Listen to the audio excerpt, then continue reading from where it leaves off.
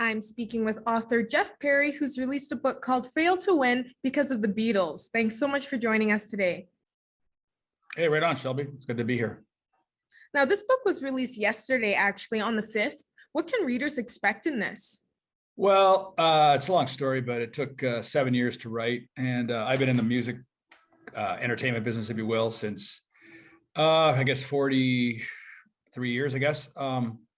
Now 65. And people always said, because the music business and the entertainment business has some crazy stuff going on at the best times. So people always said, should write a book.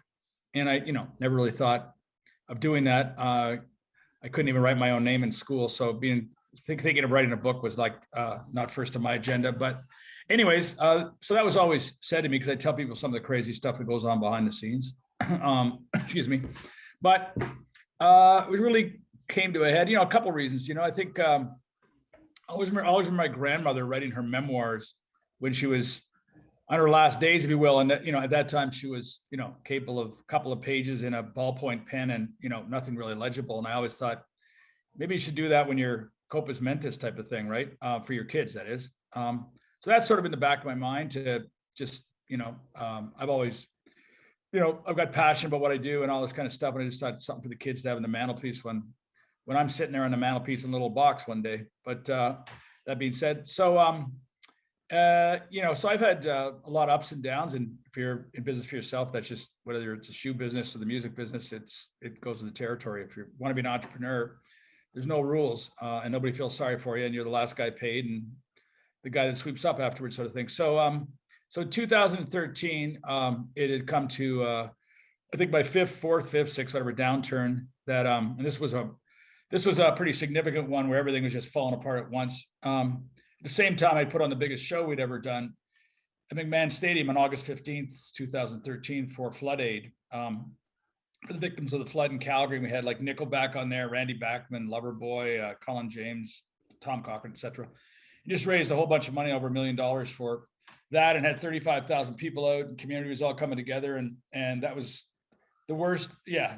First of all, like you're stressed right out doing that. We had 6 weeks to do all that, and that was crazy. Luckily, I had lots of help. But same time, we had shows going on in Chicago, London, and New York, and everything was crashing down at once business-wise, to make a long story short. So it was like what should have been like a great night ended up being like, quite a bad night business-wise. And the big show I didn't make any money for us. It was a benefit. So I just sort of decided that night, I just thought, just hit the skids here for the whatever time it was.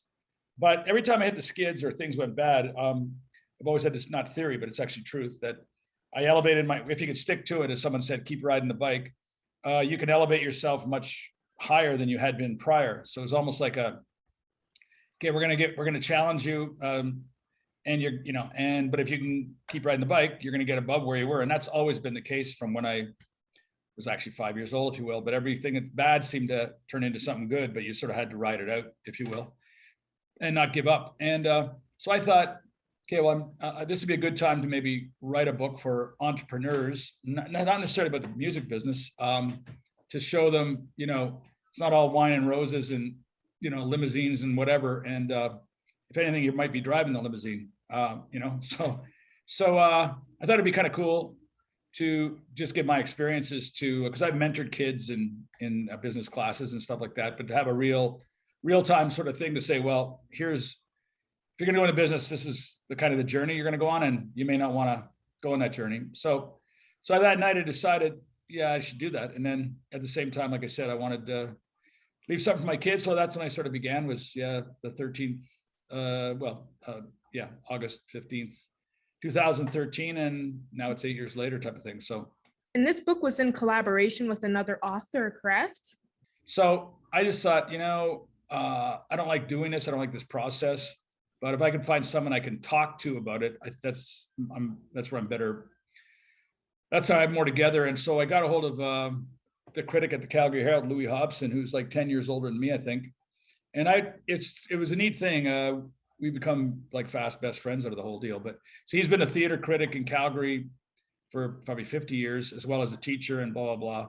And I knew him 30 some odd years ago because we didn't really travel in the same circles. He he's more into, well, the theater scene. As much as I was starting to produce theater things, we really didn't run across each other that much. And for some reason I thought of Louis. For some reason I had his email or phone number, and I just emailed him out of the blue and said, "Hey, Louis, it's Jeff Parry. I'm writing a book. Would you be interested in helping me out?" And he got back to me right away. "Yeah, I will." I was like, "Really?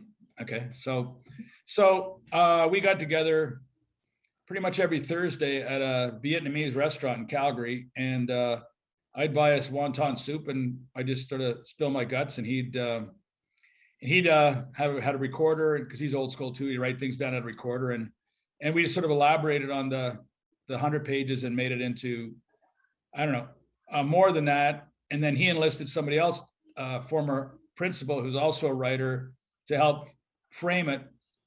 She basically said, "Well, you need twice as much as you got, or 3 times as much as you got." I went, "What? I thought we were done here." And then so she helped us out. Susan did, as well as then she brought in a couple other people. So yeah, it was been a little bit of a collaboration. And for me, it's, I always think it's fun to learn something new every day. And I was definitely learning a new, like you said, it called me an author. I mean, I ain't no author. For people interested, where can they all access this book right now? I should know that. I don't. I mean, Amazon for sure. And it's in an ebook and hardcover or softcover, I guess. I don't even know. To be honest, it's a good point. I guess if you go to Amazon, you can check it out. And then the audiobook will be out. Like I said, it wasn't ready on time, but it will be shortly. So like I said, I know Amazon for sure. Google failed to win because of the Beatles, and you'll find it. Perfect. Well, once again, thank you so much for joining me today, Jeff. Cool. Take care.